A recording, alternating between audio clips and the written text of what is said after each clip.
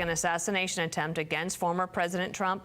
The sheriff who pulled him over is speaking out, describing him as oddly ambivalent. I was at the scene, and he had a very, very kind of detached, flat facial affect. Like, it wasn't bothering him.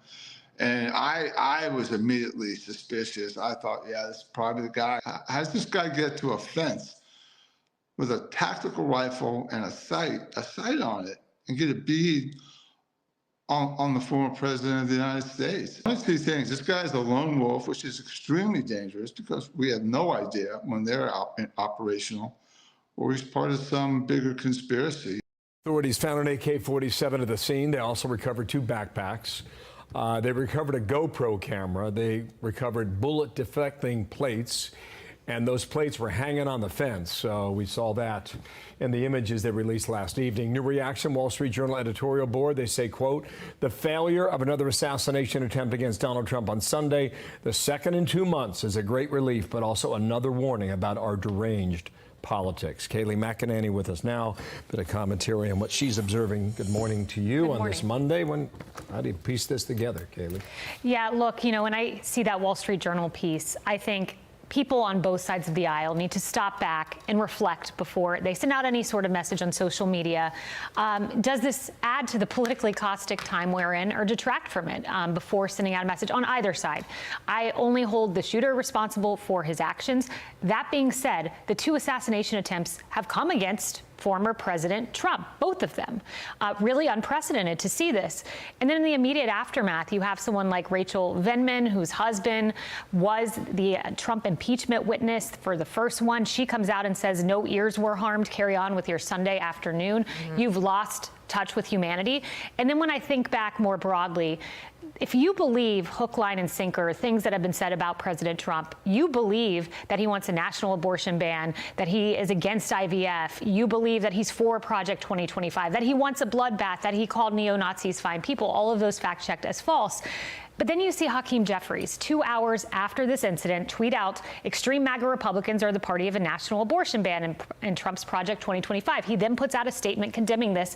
But then this morning is right back to Project 2025 language. We all need to look at our rhetoric on both sides, not perpetuate mistruths, because we are in a very dangerous time. We are. Let's talk a little bit of politics then. The ABC News poll that came out yesterday showed a little bit of an upswing for Harris at 52-46. And then asking who won the debate, ABC News poll 58-36 as well on that front. But President Trump still up in the swing states, or at least within the margin of error. And in talking to undecided voters who will decide the election, they thought that Trump won, or at least they did on the economy, and that's their most important issue. So what should we make of all this? I think back to these personal anecdotes that are outlined in the New York Times of voters, and one such came from a woman named Judith. She was about a mile outside of the Harris event in Pennsylvania on Friday, and she said, I thought Harris did a wonderful job in the debate, but I need to know more about where she stands economically. This is a woman who works for the school bus system, makes $7.25 an hour. Her rent went from $675 to $1,000, and she finds herself supporting President Trump because of the economy. When you have a universe in that ABC poll of 3% persuadable likely voters, only 3%, on the margins, things matter. The economy is in Trump's column, and you have to wonder, when is the game changer moment for Kamala Harris coming? The polls are razor thin. She had her biggest audience at the DNC Night 4, her biggest audience in the debate, 67 million people. When is she going to get another audience like that? Maybe never. That's a good question. We'll see whether or not they go back and forth in this debate. This is a Fox News update now on what we're hearing from the former president. He spoke with Fox Digital a moment ago, and he blames Biden and Harris's rhetoric, Kayleigh, for causing him to be, quote, shot at. He went on to say, let me get the quote here, guys. He, Ralph, believed the rhetoric of Biden-Harris, and he acted on it. Their rhetoric is causing me to be shot at when I'm the one who is going to save the country, and they're the ones that are destroying the country, both from the inside and out. They are the opposite. These are people that want to destroy our country, adding that it's called the enemy from within. They are the real threat, end quote. So really yesterday it was thank the Secret Service. You guys did a great job.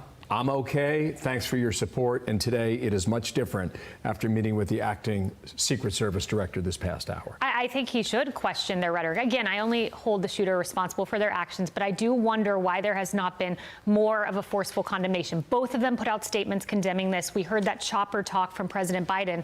But after the last attempt, he gave an Oval Office address 24 hours later. That met the moment. Why is he not doing that now? Kamala Harris did not mention this in the DNC, did not mention the assassination attempt in the debate. I would love to see her mention this on the campaign trail. Let's all lower the rhetoric. I don't know that their response has really met the moment this time around, despite condemnations of paper statements, Twitter, and That would be a powerful moment if she were to go to a microphone today and say, yes, And Cool. she might. she may. She also has the power to convene. And I said this the last time, you can ask for the Secret Service to come and give you a personal briefing Yes. about what happened. I mean, Director Rowe went directly to Mar-a-Lago. She could ask for the same thing. I'm sure she's probably worried about her own family as well. But Donald Trump making his point in that post today. So we'll keep an eye on it. And thanks for being here. Thank you. Good to have you.